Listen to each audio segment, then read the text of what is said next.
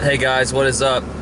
I would be filming this intro outside, but it's really hot and I'd just rather do it inside the car with the AC and spend as little time outside as possible. So today I'm going to do my differential fluid finally. I've been meaning to get to this for a while and just haven't really been able to for, any number of reasons. But so yeah, I'm going to do it. Car's level. I already got down under there to check to see if I really need to jack it up or not, and I can access everything with the car flat on the ground, so that makes life a lot easier. If you have the M Sport package or something like that, you might need to jack it up because there's really just enough space, and also if you're a bigger person, you might need to too. But yeah, you need a 14mm hex bolt.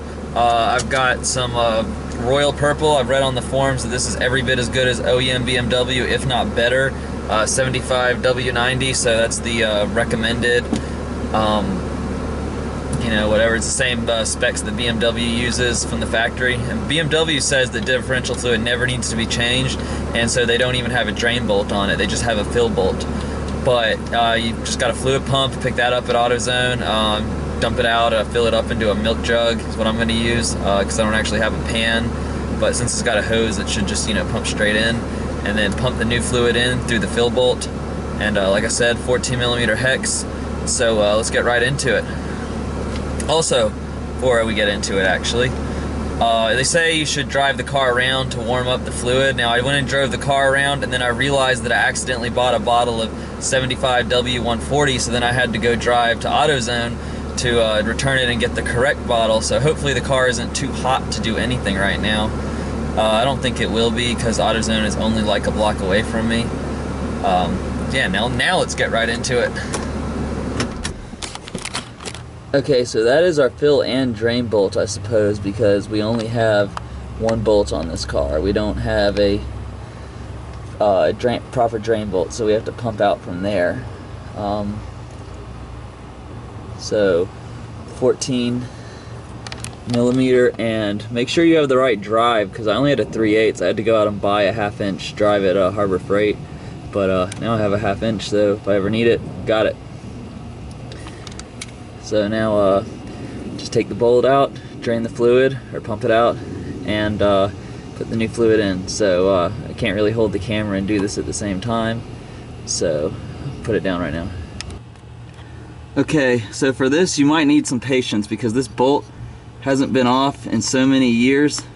It was really hard to get off. I made like a ghetto breaker bar by holding a pair of really strong pliers, kind of like somewhere between pliers and vice grips, to my socket, and using that to create extra torque.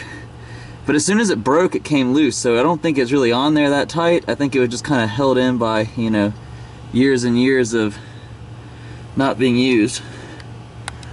This looks, I'm really glad this looks good. I mean, it looks very reusable, so I'm just going to kind of set this off to the side somewhere, start pumping.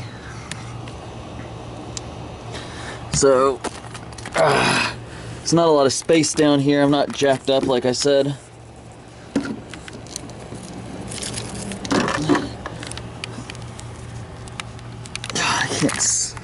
Sorry guys. So we're just going to get our thing in there, and I'm gonna start pumping. I can't film at the same time just due to the lack of space, but you guys get the idea. Well, that's not quite all of it. I accidentally spilled a bit, which is probably why you should jack the car up and to actually do this. So I'm gonna have a little cleanup job on my hands here, but it really only a tiny bit, maybe like 2 tablespoons or so. Felt like there should be more in there, but I can't get any more out. But I don't know how well you can see on the camera, but it looks like some really bad tea or something with crap all in it. So now it's to pump the new fluid in. Also guys, this looks like stuff that's from the ground that's collected on the hose. This is the one that I pumped from.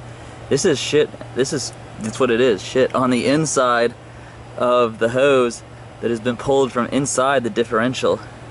And I did get all the fluid out. I just stuck my finger down in there to see if there was any fluid left, and there's not. That's nasty.